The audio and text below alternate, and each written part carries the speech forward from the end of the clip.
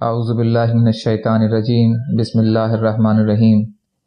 علم و ذکر، قرآن کریم کے فضائل۔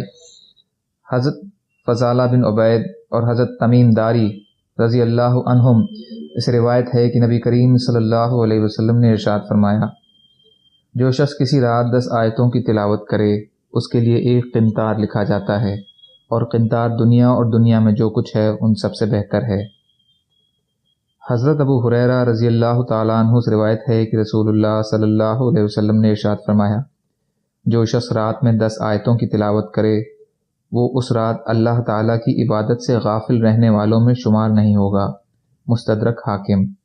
حضرت ابو موسیٰ رضی اللہ تعالیٰ عنہ سے روایت ہے کہ رسول اللہ صلی اللہ علیہ وسلم نے ارشاد فرمایا، میں اشعار قوم کے سفر کے ساتھیوں کے قرآن کریم پڑھنے کی آواز کو پہچان لیتا ہوں کہ جبکہ وہ اپنے کاموں سے واپس آ کر رات کو اپنی قیام گاہوں میں قرآن شریف پڑھتے ہیں، اور رات کو ان کے قرآن مجید پڑھنے کی آواز سے ان کی قیام گاہوں کو بھی پہچان لیتا ہوں، اگرچہ دن میں نے انہیں ان کی قیام گاہوں پر اترتے ہوئے نہ دیکھا ہو۔ مسلم۔ حضرت جابر رضی اللہ تعالیٰ عنہ سے روایت ہے کہ نبی کریم صلی اللہ علیہ وسلم نے ارشاد فرمایا، جس کو یہ اندیشہ ہو کہ وہ رات کے آخری حصے میں نہ اٹھ سکے گا، اس کو رات کے شروع میں سونے سے پہلے وتر پڑھ لینا چاہیے، اور جس کو رات کے آخری حصے میں اٹھنے کی امید ہو اسے رات کے آخر میں وتر پڑھنی چاہیے، کیونکہ رات کے آخری حصے میں قرآن کریم کی تلاوت کے وقت فرشتے حاضر ہوتے ہیں اور اس وقت تلاوت کرنا افضل ہے۔ ترمذی۔ حضرت ابو درداء رضی اللہ تعالیٰ عنہ سے روایت ہے کہ رسول اللہ صلی اللہ علیہ وسلم نے ارشاد فرمایا، جس نے سورہ کہف کی شروع کی 3 آیتیں پڑھ لیں وہ دجال کے فتنے سے بچا لیا گیا۔ ترمذی۔ حضرت ابو درداء رضی اللہ تعالیٰ عنہ سے روایت ہے کہ نبی کریم صلی اللہ علیہ وسلم نے ارشاد فرمایا، جس نے سورہ کہف کی شروع کی 10 آیتیں یاد کر لیں وہ دجال کے فتنے سے محفوظ ہو گیا، اور ایک روایت میں سورہ کہف کی آخری 10 آیتوں کی یاد کرنے کا ذکر ہے۔ مسلم شریف۔ حضرت ثوبان رضی اللہ تعالیٰ عنہ سے روایت ہے کہ رسول اللہ صلی اللہ علیہ وسلم نے ارشاد فرمایا، جو شخص سورہ کہف کی آخری 10 آیتیں پڑھ لے یہ پڑھنا اس کے لیے دجال کے فتنے سے بچاؤ ہوگا۔ عمل الیوم واللیلہ۔ حضرت علی رضی اللہ تعالیٰ عنہ سے روایت ہے کہ رسول کریم صلی اللہ علیہ وسلم نے ارشاد فرمایا، جو شخص جمعہ کے دن سورہ کہف پڑھ لے وہ 8 دن تک یعنی اگلے جمعہ تک ہر فتنے سے محفوظ رہے گا، اور اگر اس دوران دجال نکل آئے تو وہ اس کے فتنے سے بھی محفوظ رہے گا۔ تفسیر ابن کثیر۔ حضرت ابو سعید خدری رضی اللہ تعالیٰ عنہ روایت کرتے ہیں کہ رسول کریم صلی اللہ علیہ وسلم نے ارشاد فرمایا، جس نے سورہ کہف کو حروف کی صحیح ادائیگی کے ساتھ اس طرح پڑھا جس طرح کی وہ نازل کی گئی ہے تو یہ سورہ اپنے پڑھنے والوں کے لیے قیامت کے دن اس کے رہنے کی جگہ سے لے کر مکہ مکرمہ تک نور بن جائے گی۔ جس شخص نے اس سورہ کی آخری 10 آیتوں کی تلاوت کی پھر دجال نکل آیا تو دجال اس پر قابو نہ پا سکے گا۔ مستدرک حاکم۔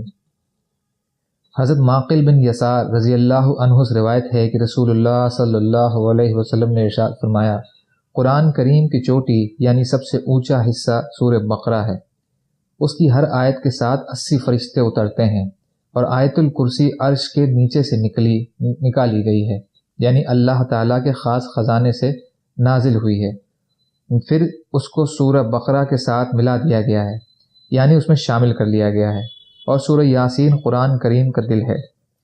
اس کو جو شخص اللہ کی رضا اور آخرت کی نیت سے پڑھے گا تو یقیناً اس کی مغفرت کر دی جائے گی، لہٰذا اس سورہ کو اپنے مرنے والوں کے پاس پڑھا کرو تاکہ روح نکلنے میں آسانی ہو۔ مسند احمد۔ فائدہ۔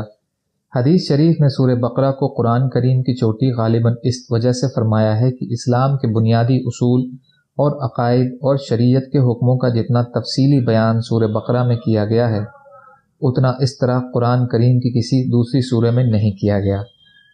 معارف الحدیث۔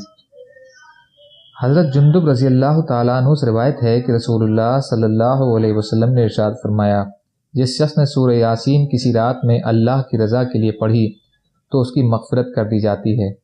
ابن حبان۔ حضرت عبداللہ بن مسعود رضی اللہ تعالیٰ عنہ فرماتے ہیں کہ میں نے رسول اللہ صلی اللہ علیہ وسلم کو یہ ارشاد فرماتے ہوئے سنا، جس شخص نے ہر رات سورہ واقعہ پڑھی اس پر فقر نہیں آئے گا۔ بیہقی۔ حضرت جابر رضی اللہ تعالیٰ عنہ سے روایت ہے کہ رسول اللہ صلی اللہ علیہ وسلم اس وقت تک نہیں سوتے تھے جب تک کہ سورہ الف لام میم سجدہ جو 21ویں پارے میں ہے اور تبارک الذی بیدہ الملک نہ پڑھ لیتے۔ ترمذی۔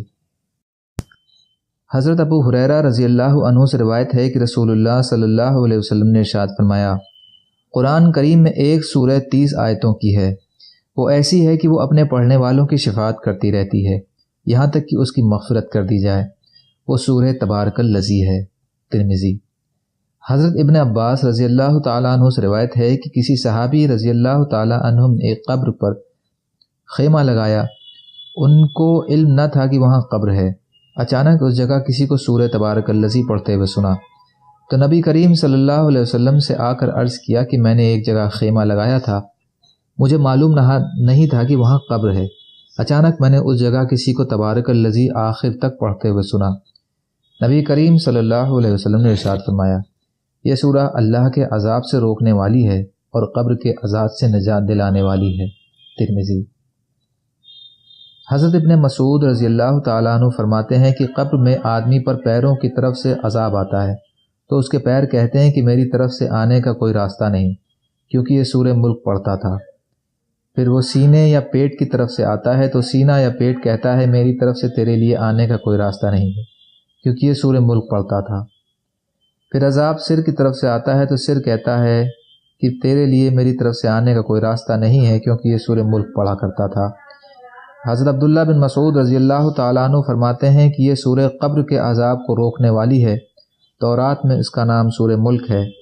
جس شخص نے اس کو کسی رات میں پڑھا اس نے بہت زیادہ ثواب کمایا۔ مستدرک حاکم۔ حضرت عبداللہ بن عمر رضی اللہ تعالیٰ عنہ سے روایت ہے کہ رسول اللہ صلی اللہ علیہ وسلم نے ارشاد فرمایا، جسے یہ شوق ہو کہ قیامت کے دن کا منظر گویا اپنی آنکھوں سے دیکھ لے تو اسے سورہ اذا الشمس کوورت، اذا السماء انفطرت، اذا السماء انشقت پڑھنی چاہیے، اس لیے کہ ان صورتوں میں قیامت کا بیان ہے۔ ترمذی۔ حضرت ابن عباس رضی اللہ تعالیٰ عنہ سے روایت ہے کہ رسول اللہ صلی اللہ علیہ وسلم نے ارشاد فرمایا، سورہ اذا زلزلت آدھے قرآن کے برابر ہے، سورہ قل هو اللہ احد 1/3 قرآن کے برابر ہے، اور سورہ قل یا ایھا الکافرون 1/4 قرآن کے برابر ہے۔ ترمذی۔ فائدہ: قرآن کریم میں انسان کی دنیا اور آخرت کی زندگی کو بیان کیا گیا ہے، اور سورہ قل هو اللہ احد میں آخرت کی زندگی کا مؤثر انداز میں بیان ہے، اس لیے یہ سورہ آدھے قرآن کے برابر ہے۔ سورہ قل هو اللہ احد کو 1/3 قرآن کے برابر اس لیے فرمایا ہے کہ قرآن کریم میں بنیادی طور پر 3 قسم کے مضمون مذکور ہیں: واقعات، احکامات، توحید۔ سورہ قل هو اللہ احد میں توحید کا بیان نہایت عمدہ طریقے پر کیا گیا ہے۔ سورہ قل یا ایھا الکافرون 1/4 قرآن کے برابر اس طور پر ہے کہ اگر قرآن کریم میں توحید، نبوت، احکام اور واقعات یہ 4 مضمون سمجھے جائیں تو اس سورہ میں توحید کا بہت اعلیٰ بیان ہے۔ بعض علماء کے نزدیک ان صورتوں کے آدھے، تہائی اور چوتھائی قرآن کریم کے بارے میں ہونے کا مطلب یہ ہے کہ ان صورتوں کی تلاوت پر آدھے، تہائی اور چوتھائی قرآن کریم کی تلاوت کے برابر اجر ملے گا۔ مظاہر حق۔ حضرت عبداللہ بن عمر رضی اللہ تعالیٰ عنہ سے روایت ہے کہ رسول اللہ صلی اللہ علیہ وسلم نے ارشاد فرمایا، کیا تم میں سے کوئی اس بات کی طاقت نہیں رکھتا کہ روزانہ 1000 آیتیں قرآن شریف کی پڑھ لیا کرے؟ صحابہ نے عرض کیا، کس میں یہ طاقت ہے کہ روزانہ 1000 آیتیں پڑھے؟ ارشاد فرمایا، کیا تم میں کوئی اتنا نہیں کر سکتا کہ سورہ الہاکم التکاثر پڑھ لیا کرے کہ اس کا ثواب 1000 آیتوں کے برابر ہے؟ مستدرک حاکم۔ حضرت نوفل رضی اللہ تعالیٰ عنہ فرماتے ہیں کہ نبی کریم صلی اللہ علیہ وسلم نے مجھ سے ارشاد فرمایا، سورہ قل یا ایھا الکافرون پڑھنے کے بعد بغیر کسی سے بات کیے ہوئے سو جایا کرو، کیونکہ اس سورہ میں شرک سے برات ہے۔ ابو داؤد۔ حضرت انس رضی اللہ تعالیٰ عنہ سے روایت ہے کہ رسول اللہ صلی اللہ علیہ وسلم نے ایک صحابی سے فرمایا کہ اے فلاں، کیا تم نے شادی کر لی؟ انہوں نے عرض کیا، یا رسول اللہ، شادی نہیں کی ہے اور نہ میرے پاس اتنا مال ہے کہ میں شادی کر سکوں، یعنی غریب آدمی ہوں۔ آپ صلی اللہ علیہ وسلم نے پوچھا، تمہیں سورہ اخلاص یاد نہیں ہے؟ عرض کیا، جی یاد ہے۔ ارشاد فرمایا، یہ ثواب میں 1/3 قرآن کے برابر ہے۔ پوچھا، کیا تمہیں سورہ اذا جاء نصر اللہ والفتح یاد نہیں؟ عرض کیا جی یاد ہے۔ ارشاد فرمایا یہ ثواب میں چوتھائی قرآن کے برابر ہے۔ پوچھا کیا تمہیں قل یا ایھا الکافرون یاد نہیں؟ عرض کیا جی یاد ہے۔ ارشاد فرمایا یہ ثواب میں چوتھائی قرآن کے برابر ہے۔ پوچھا کیا تمہیں سورہ اذا زلزلت الارض یاد نہیں؟ عرض کیا گیا جی یاد ہے۔ ارشاد فرمایا وہ ثواب میں چوتھائی قرآن کے برابر ہے۔ شادی کر لو، شادی کر لو۔ ترمذی۔ فائدہ: رسول اللہ صلی اللہ علیہ وسلم کے ارشاد کا مقصد یہ ہے کہ جب تمہیں یہ صورتیں یاد ہیں تو تم غریب نہیں بلکہ غنی ہو، لہٰذا تمہیں شادی کرنی چاہیے۔ عارضۃ الاحوزی۔ حضرت ابو ہریرہ رضی اللہ تعالیٰ عنہ فرماتے ہیں کہ میں ایک مرتبہ رسول کریم صلی اللہ علیہ وسلم کے ساتھ آیا۔ آپ صلی اللہ علیہ وسلم نے ایک شخص کو قل ھو اللہ احد پڑھتے ہوئے سن کر ارشاد فرمایا واجب ہو گئی۔ میں نے پوچھا یا رسول اللہ کیا واجب ہو گئی؟ ارشاد فرمایا جنت واجب ہو گئی۔ حضرت ابو ہریرہ رضی اللہ عنہ فرماتے ہیں کہ میں نے چاہا کہ ان صاحب کے پاس جا کر یہ خوشخبری سنا دوں، پھر مجھے ڈر ہوا کہ رسول اللہ صلی اللہ علیہ وسلم کے ساتھ دوپہر کا کھانا نہ چھٹ جائے، تو میں نے کھانے کی کو ترجیح دی کہ آپ صلی اللہ علیہ وسلم کے ساتھ کھانا سعادت کی بات ہے۔ پھر ان صاحب کے پاس گیا تو دیکھا کہ وہ جا چکے تھے۔ مالک۔ حضرت ابو درداء رضی اللہ تعالیٰ عنہ سے روایت ہے کہ رسول کریم صلی اللہ علیہ وسلم نے ارشاد فرمایا کیا تم میں سے کوئی شخص اس بات سے عاجز ہے کہ ایک رات میں تہائی قرآن پڑھ لیا کرے؟ صحابہ نے عرض کیا ایک رات میں تہائی قرآن کیسے کوئی پڑھ سکتا ہے؟ نبی کریم صلی اللہ علیہ وسلم نے ارشاد فرمایا قل ھو اللہ احد تہائی قرآن کے برابر ہے۔ مسلم۔ حضرت معاذ بن انس جہنی رضی اللہ تعالیٰ عنہ سے روایت ہے کہ نبی اکرم صلی اللہ علیہ وسلم نے ارشاد فرمایا جس شخص نے 10 مرتبہ سورہ قل ھو اللہ احد پڑھی اللہ تعالیٰ جنت میں اس کے لیے ایک محل بنا دیں گے۔ حضرت عمر رضی اللہ تعالیٰ عنہ نے عرض کیا یا رسول اللہ پھر تو میں بہت زیادہ پڑھا کروں گا۔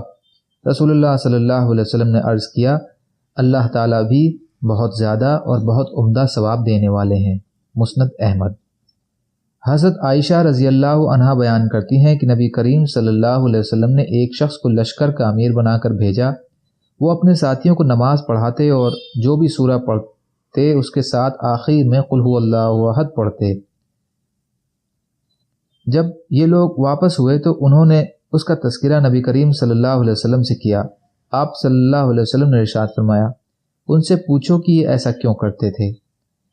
لوگوں نے ان سے پوچھا تو انہوں نے جواب دیا کہ اس سورہ میں رحمان کی صفات کا بیان ہے، اس لیے اسے زیادہ پڑھنا مجھے محبوب ہے۔ نبی اکرم صلی اللہ علیہ وسلم نے ارشاد فرمایا انہیں بتا دو کہ اللہ بھی ان سے محبت فرماتے ہیں۔ بخاری۔ حضرت عائشہ رضی اللہ عنہا سے روایت ہے کہ رسول کریم صلی اللہ علیہ وسلم کا معمول تھا کہ جب رات کو سونے کے لیے لیٹتے تو دونوں ہتھیلیوں کو ملاتے اور قل ھو اللہ احد اور قل اعوذ برب الفلق اور قل اعوذ برب الناس پڑھ کر ہتھیلیوں میں دم فرماتے۔ پھر جہاں تک آپ صلی اللہ علیہ وسلم کے مبارک ہاتھ پہنچ سکتے ان کو مبارک جسم پر پھیرتے، پہلے سر اور چہرے اور جسم کے سامنے کے حصے پر پھیرتے۔ یہ عمل 3 مرتبہ فرماتے۔ ابو داؤد۔ حضرت عبداللہ بن خبیب رضی اللہ تعالیٰ عنہ روایت کرتے ہیں کہ مجھے رسول کریم صلی اللہ علیہ وسلم نے ارشاد فرمایا کہو، میں چپ رہا۔ پھر ارشاد فرمایا کہو، میں چپ رہا۔ پھر ارشاد فرمایا کہو۔ میں نے عرض کیا یا رسول اللہ کیا کہوں؟ ارشاد فرمایا صبح شام قل ھو اللہ احد، قل اعوذ برب الفلق، قل اعوذ برب الناس 3 مرتبہ پڑھ لیا کرو، یہ صورتیں ہر تکلیف دینے والی چیز سے تمہاری حفاظت کریں گی۔ ابو داؤد۔ فائدہ: بعض علماء کے نزدیک ارشاد نبوی کا مقصد یہ ہے کہ جو لوگ زیادہ نہ پڑھ سکیں وہ کم سے کم یہ 3 صورتیں صبح و شام پڑھ لیا کریں، یہی انشاءاللہ کافی ہوں گی۔ شرح الطیبی۔ حضرت عقبہ بن عامر رضی اللہ تعالیٰ عنہ فرماتے ہیں کہ رسول اللہ صلی اللہ علیہ وسلم نے مجھ سے ارشاد فرمایا اے عقبہ بن عامر، تم اللہ کے نزدیک سورہ قل اعوذ برب الفلق سے زیادہ محبوب اور اس سے زیادہ جلد قبول ہونے والی کوئی سورہ نہیں پڑھ سکتے، لہٰذا جہاں تک تم سے ہو سکے اس کو نماز میں پڑھنا مت چھوڑو۔ ابن حبان۔ حضرت عقبہ بن عامر رضی اللہ تعالیٰ عنہ سے ہی روایت ہے کہ رسول اللہ صلی اللہ علیہ وسلم نے فرمایا کیا تمہیں معلوم نہیں کہ آج رات جو آیتیں مجھ پر نازل کی گئی ہیں وہ ایسی بے مثال ہیں ان جیسی آیتیں دیکھنے میں نہیں آئیں۔ یہ سورہ قل اعوذ برب الفلق اور قل اعوذ برب الناس ہیں۔ مسلم۔ حضرت عقبہ بن عامر رضی اللہ تعالیٰ عنہ فرماتے ہیں کہ میں سفر میں رسول اللہ صلی اللہ علیہ وسلم کے ساتھ زحفہ اور ابوا کے درمیان چل رہا تھا کہ اچانک آندھی اور سخت اندھیرا ہم پر چھا گیا۔ نبی کریم صلی اللہ علیہ وسلم قل اعوذ برب الفلق اور قل اعوذ برب الناس پڑھ کر اللہ کی پناہ لینے لگے اور مجھ سے ارشاد فرمانے لگے، عقبہ تم بھی یہ 2 صورتیں پڑھ کر اللہ کی پناہ لو۔ کسی پناہ لینے والے نے ان جیسی 2 صورتوں کی طرح کسی چیز سے پناہ نہیں لی، یعنی اللہ کی پناہ لینے میں کوئی دعا ایسی نہیں ہے جو ان 2 صورتوں کی طرح ہو۔ ان خصوصیات میں یہ 2 صورتیں بے مثال ہیں۔ حضرت عقبہ رضی اللہ تعالیٰ عنہ فرماتے ہیں، میں نے رسول اللہ صلی اللہ علیہ وسلم کو امامت کرتے وقت ان دونوں صورتوں کو پڑھتے ہوئے سنا۔ ابو داؤد۔ فائدہ: زحفہ اور ابوا مکہ مکرمہ اور مدینہ منورہ کے راستے میں 2 مشہور مقام تھے۔ بذل المجہود۔ بسم اللہ الرحمن الرحیم۔ اللہ تعالیٰ کے ذکر کے فضائل۔ قرآنی آیتیں۔ اللہ تعالیٰ فرماتے ہیں، تم مجھے یاد رکھو میں تمہیں یاد رکھوں گا، یعنی دنیا و آخرت میں میری عنایت اور احسانات تمہارے ساتھ رہیں گے۔ سورہ بقرہ آیت نمبر 152۔ اللہ تعالیٰ نے اپنے رسول صلی اللہ علیہ وسلم سے ارشاد فرمایا، اور آپ اپنے رب کے نام کو یاد کرتے رہا کیجیے اور ہر طرف سے لا تعلق ہو کر انہی کی طرف متوجہ رہیے۔ سورہ مزمل آیت نمبر 8۔ ایک جگہ ارشاد فرمایا، خوب سمجھ لو اللہ کے ذکر ہی سے دلوں کو اطمینان ہوا کرتا ہے۔ سورہ رعد آیت نمبر 28۔ ایک جگہ ارشاد ہے، اور اللہ کی یاد بہت بڑی چیز ہے۔ سورہ عنکبوت آیت نمبر 45۔ اللہ تعالیٰ فرماتے ہیں، عقل مند وہ لوگ ہیں جو کھڑے اور بیٹھے اور لیٹے ہر حال میں اللہ کو یاد کیا کرتے ہیں۔ سورہ آل عمران آیت نمبر 191۔ اللہ تعالیٰ کا ارشاد ہے، تم اللہ کا ذکر کیا کرو جس طرح تم اپنے باپ دادا کا ذکر کیا کرتے ہو، بلکہ اللہ کا ذکر اس سے بھی زیادہ کیا کرو۔ سورہ بقرہ آیت نمبر 20۔ اللہ اپنے رسول صلی اللہ علیہ وسلم سے فرماتے ہیں، صبح اور شام اپنے رب کو دل میں عاجزی، خوف اور پست آواز سے قرآن کریم پڑھ کر تسبیح کرتے ہوئے یاد کرتے رہیے اور غافل نہ رہیے۔ سورۃ الاعراف آیت نمبر 205۔ اللہ فرماتے ہیں، اور تم جس حال میں ہوتے ہو یا قرآن میں سے کچھ پڑھتے ہو یا تم لوگ کوئی اور کام کرتے ہو، جب اس میں مصروف ہوتے ہو ہم تمہارے سامنے ہوتے ہیں۔ سورہ یونس آیت نمبر 61۔ اللہ تعالیٰ نے اپنے رسول صلی اللہ علیہ وسلم سے ارشاد فرمایا، اور آپ اس زبردست رحم کرنے والے پر بھروسہ رکھیے جو آپ کو اس وقت بھی دیکھتا ہے جب آپ تہجد کی نماز کے لیے کھڑے ہوتے ہیں، اور اس وقت بھی آپ کے اٹھنے بیٹھنے کو دیکھتا ہے جب آپ نمازیوں میں ہوتے ہیں۔ بے شک وہی خوب سننے والا اور خوب جاننے والا ہے۔ سورۃ الشعراء آیت نمبر 217 سے 220۔ اللہ تعالیٰ فرماتے ہیں، اور اللہ تمہارے ساتھ ہیں جہاں کہیں بھی تم ہو۔ سورۃ الحدید آیت نمبر 4۔ اللہ تعالیٰ کا ارشاد ہے، اور جو اللہ تعالیٰ کی یاد سے غافل ہوا ہوتا ہے تو ہم اس پر ایک شیطان مسلط کر دیتے ہیں، پھر ہر وقت وہ اس کے ساتھ رہتا ہے۔ سورہ زخرف آیت نمبر 36۔ اللہ تعالیٰ فرماتے ہیں، اگر یونس علیہ السلام مچھلی کے پیٹ میں بھی اور مچھلی کے پیٹ میں جانے سے پہلے بھی اللہ کی کثرت سے تسبیح کرنے والے نہ ہوتے تو قیامت تک مچھلی کے پیٹ سے نکلنا نصیب نہیں ہوتا، یعنی مچھلی کی غذا بن جاتے۔ مچھلی کے پیٹ میں حضرت یونس علیہ السلام کی تسبیح لا الہ الا انت سبحانک انی کنت من الظالمین تھی۔ سورۃ الصافات آیت نمبر 143 اور 144۔ اللہ تعالیٰ فرماتے ہیں، تو اللہ کی تسبیح ہر وقت کیا کرو، خصوصاً شام کے وقت اور صبح کے وقت۔ سورۃ الروم آیت نمبر 17۔ اللہ تعالیٰ کا ارشاد ہے، ایمان والوں اللہ کو یاد کیا کرو اور صبح و شام اس کی تسبیح بیان کیا کرو۔ سورۃ الاحزاب آیت نمبر 41 سے 42۔ اللہ تعالیٰ فرماتے ہیں، بے شک اللہ اور ان کے فرشتے نبی پر رحمت بھیجتے ہیں، ایمان والو تم بھی ان پر درود بھیجا کرو اور خوب سلام بھیجا کرو۔ سورۃ الاحزاب آیت نمبر 56۔ یعنی اللہ اپنی خاص رحمت سے اپنے نبی کو نوازتے ہیں اور اس خاص رحمت کے بھیجنے کے لیے فرشتے اللہ سے دعا کیا کرتے ہیں۔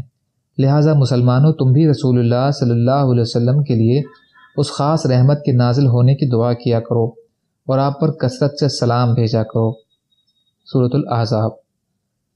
اللہ تعالیٰ کا ارشاد ہے، تقوی والوں کی صفتوں میں سے یہ ہے کہ وہ لوگ جب کھلم کھلا کوئی بے حیائی کا کام کر بیٹھتے ہیں یا کوئی اور بری حرکت کر کے خاص اپنی ذات کو نقصان پہنچاتے ہیں تو اسی لمحہ اللہ کی عظمت و عذاب کو یاد کر لیتے ہیں، پھر اپنے گناہوں کو معافی چاہنے لگتے ہیں۔ اور بات بھی یہ ہے کہ سوائے اللہ کے کون گناہوں کو معاف کر سکتا ہے، اور برے کام پر وہ اڑتے نہیں، اور وہ یقین رکھتے ہیں کہ توبہ سے گناہ معاف ہو جاتے ہیں۔ یہی وہ لوگ ہیں جن کا دل ان کے رب کی جانب سے بخشش اور ایسے باغ ہیں جن کے نیچے نہریں بہہ رہی ہیں۔ یہ لوگ ان باغوں میں ہمیشہ رہیں گے، اور کام کرنے والوں کو کی کیسی اچھی مزدوری ہے۔ سورۃ آل عمران آیت 135 سے 36۔ اللہ تعالیٰ فرماتے ہیں، اور اللہ کی یہ شان ہی نہیں کہ لوگ استغفار کرنے والے ہوں اور پھر ان کو عذاب دیں۔ سورۃ الانفال آیت نمبر 33۔ اللہ تعالیٰ نے اپنے رسول صلی اللہ علیہ وسلم سے فرمایا کہ بے شک آپ کا رب ان لوگوں کے لیے جو نادانی سے کوئی برائی کر بیٹھیں، پھر اس برائی کے بعد توبہ کر لیں اور اپنے اعمال درست کر لیں، تو بے شک آپ کا رب اس توبہ کے بعد بڑا بخشنے والا نہایت مہربان ہے۔ سورۃ النحل آیت 119۔ اللہ فرماتے ہیں، تم لوگ اللہ سے استغفار کیوں نہیں کرتے تاکہ تم پر رحم کیا جائے۔ سورۃ النمل آیت نمبر 46۔ اللہ تعالیٰ کا ارشاد ہے، ایمان والوں، تم سب اللہ تعالیٰ کے سامنے توبہ کرو تاکہ تم بھلائی پاؤ۔ سورۃ النور آیت نمبر 31۔ ایک جگہ ارشاد ہے، ایمان والوں، تم اللہ کے سامنے سچے دل سے توبہ کرو کہ دل میں اس گناہ کا خیال بھی نہ رہے۔ سورۃ تحریم آیت نمبر 8۔ نبی اکرم صلی اللہ علیہ وسلم کی حدیثیں۔ حضرت جابر بن عبداللہ رضی اللہ تعالیٰ عنہ نے نبی کریم صلی اللہ علیہ وسلم کا یہ ارشاد نقل کیا ہے کہ اللہ کے ذکر سے بڑھ کر کسی آدمی کا کوئی عمل عذاب سے نجات دلانے والا نہیں ہے۔ عرض کیا گیا، اللہ کے راستے میں جہاد بھی نہیں ہے؟ آپ صلی اللہ علیہ وسلم نے فرمایا، جہاد بھی اللہ کے راستے اللہ کے عذاب سے بچانے میں اللہ کے ذکر سے بڑھ کر نہیں، مگر یہ کہ کوئی ایسی بہادری سے جہاد کرے کہ تلوار چلاتے چلاتے ٹوٹ جائے، پھر تو یہ عمل بھی ذکر کی طرح عذاب سے بچانے والا ہو سکتا ہے۔ طبرانی مجمع الزوائد۔ حضرت ابو ہریرہ رضی اللہ تعالیٰ عنہ روایت کرتے ہیں کہ نبی کریم صلی اللہ علیہ وسلم نے ارشاد فرمایا، میں بندے کے ساتھ ویسا ہی معاملہ کرتا ہوں جیسا وہ میرے ساتھ گمان کرتا ہے۔ جب وہ مجھے یاد کرتا ہے تو میں اس کے ساتھ ہوتا ہوں، اگر وہ مجھے اپنے دل میں یاد کرتا ہے تو میں بھی اس کو اپنے دل میں یاد کرتا ہوں۔ اگر وہ میرا مجمع میں ذکر کرتا ہے تو میں اس مجمع سے بہتر یعنی فرشتوں کے مجمع میں اس کا تذکرہ کرتا ہوں۔ اگر بندہ میری طرف ایک بالش متوجہ ہوتا ہے تو میں ایک ہاتھ اس کی طرف متوجہ ہوتا ہوں۔ اگر وہ میری طرف ایک ہاتھ بڑھتا ہے تو میں 2 ہاتھ اس کی طرف بڑھتا ہوں۔ اگر وہ میری طرف چل کر آتا ہے تو میں اس کی طرف دوڑ کر آتا ہوں۔ بخاری۔ فائدہ۔ مطلب یہ ہے کہ جو شخص اعمال صالحہ کے ذریعے جتنا زیادہ میرا قرب حاصل کرتا ہے، میں اس سے زیادہ اپنی رحمت اور مدد کے ساتھ اس کی طرف متوجہ ہوتا ہوں۔ حضرت ابو ہریرہ رضی اللہ تعالیٰ عنہ روایت کرتے ہیں کہ رسول اللہ صلی اللہ علیہ وسلم نے فرمایا، اللہ کا ارشاد ہے، جب میرا بندہ مجھے یاد کرتا ہے اور اس کے ہونٹ میری یاد میں ہلتے رہتے ہیں تو میں اس کے ساتھ ہوتا ہوں۔ ابن ماجہ۔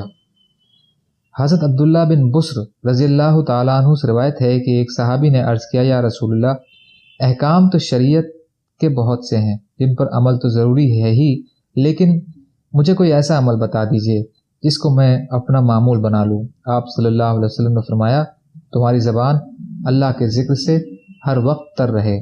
ترمذی۔ حضرت معاذ بن جبل رضی اللہ تعالیٰ عنہ فرماتے ہیں کہ میری آخری گفتگو جو رسول اللہ صلی اللہ علیہ وسلم سے جدائی کے وقت ہوئی وہ یہ تھی، میں نے پوچھا، تمام اعمال میں محبوب ترین عمل اللہ کے نزدیک کیا ہے؟ ایک روایت میں ہے کہ حضرت معاذ رضی اللہ تعالیٰ عنہ نے رسول اللہ صلی اللہ علیہ وسلم سے کہا کہ مجھے سب سے افضل عمل اور اللہ کا سب سے زیادہ قرب دلانے والی عمل بتائیے۔ ارشاد فرمایا تمہاری موت اس حال میں آئے کہ تمہاری زبان اللہ کے ذکر سے تر ہو، اور وہ اسی وقت ہو سکتا ہے جب زندگی میں ذکر کا اہتمام رہا ہو۔ عمل الیوم واللیلہ بدار مجمع الزوائد۔ فائدہ: جدائی کے وقت کا مطلب یہ ہے کہ نبی صلی اللہ علیہ وسلم نے حضرت معاذ رضی اللہ تعالی عنہ کو یمن کا امیر بنا کر بھیجا تھا۔ اس موقع پر یہ گفتگو ہوئی تھی۔ حضرت ابو درداء رضی اللہ تعالیٰ عنہ روایت کرتے ہیں کہ نبی اکرم صلی اللہ علیہ وسلم نے ارشاد فرمایا کیا میں تم کو ایسا عمل نہ بتاؤں جو تمہارے اعمال میں سب سے بہتر ہو، تمہارے مالک کے نزدیک سب سے زیادہ پاکیزہ، تمہارے درجوں کو بہت زیادہ بلند کرنے والا، سونے چاندی کو اللہ تعالیٰ کے راستے میں خرچ کرنے سے بھی بہتر، اور جہاد میں تم دشمنوں کو قتل کرو وہ تم کو قتل کریں اس سے بھی بڑا ہوا ہو؟ صحابہ نے عرض کیا کہ ضرور بتائیے۔ آپ صلی اللہ علیہ وسلم نے فرمایا وہ عمل اللہ کا ذکر ہے۔ ترمذی شریف۔ حضرت ابن عباس رضی اللہ تعالیٰ عنہ سے روایت ہے کہ نبی کریم صلی اللہ علیہ وسلم نے ارشاد فرمایا 4 چیزیں ایسی ہیں جس کو وہ مل گئیں اس کو دنیا اور آخرت کی ہر خیر مل گئی: شکر کرنے والا دل، ذکر کرنے والی زبان، مصیبتوں پر صبر کرنے والا بدن، اور ایسی بیوی جو نہ اپنے نفس میں خیانت کرے یعنی پاک دامن رہے اور نہ اپنے شوہر کے مال میں خیانت کرے۔ طبرانی مجمع الزوائد۔ حضرت ابو درداء رضی اللہ تعالیٰ عنہ روایت کرتے ہیں کہ رسول اللہ صلی اللہ علیہ وسلم نے ارشاد فرمایا تعالیٰ کی طرف سے روزانہ دن رات بندوں پر احسان اور صدقہ ہوتا رہتا ہے، لیکن کوئی احسان کسی بندے پر اس سے بڑھ کر نہیں کہ اس کو اللہ اپنے ذکر کی توفیق نصیب فرما دیں۔ طبرانی مجمع الزوائد۔ حضرت حنظلہ اسیدی رضی اللہ تعالیٰ عنہ روایت کرتے ہیں کہ رسول اللہ صلی اللہ علیہ وسلم نے ارشاد فرمایا قسم ہے اس ذات کی جس کے قبضے میں میری جان ہے، اگر تمہارا حال ویسا رہے جیسا میرے پاس ہوتا ہے اور تم ہر وقت اللہ کے ذکر میں مشغول رہو تو فرشتے تمہارے بستروں پر اور تمہارے راستوں میں تم سے مصافحہ کرنے لگیں۔ لیکن حنظلہ بات یہ ہے کہ یہ کیفیت کبھی کبھی ہوتی ہے۔ آپ صلی اللہ علیہ وسلم نے یہ بات 3 مرتبہ ارشاد فرمائی، یعنی انسان کی ایک ہی کیفیت ہر وقت نہیں رہتی بلکہ حالات کے اعتبار سے بدلتی رہتی ہے۔ مسلم شریف۔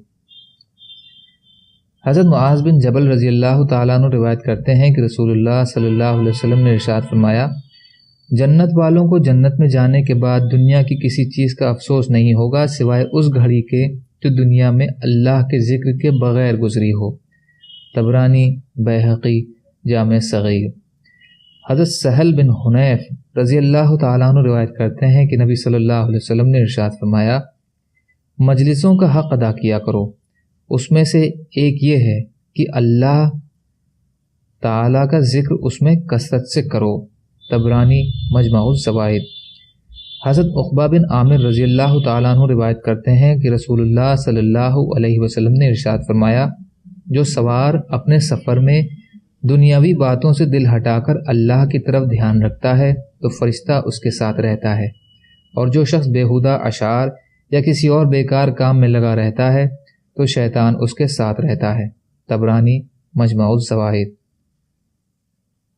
سبحان اللہ و بحمدہ، سبحانک اللہم و بحمدک، اشہد ان لا الہ الا انت، استغفرک و اتوب الیک۔ سبحانک رب العزت عما یصفون وسلام علی المرسلین والحمد للہ رب العالمین برحمتک یا ارحم الراحمین۔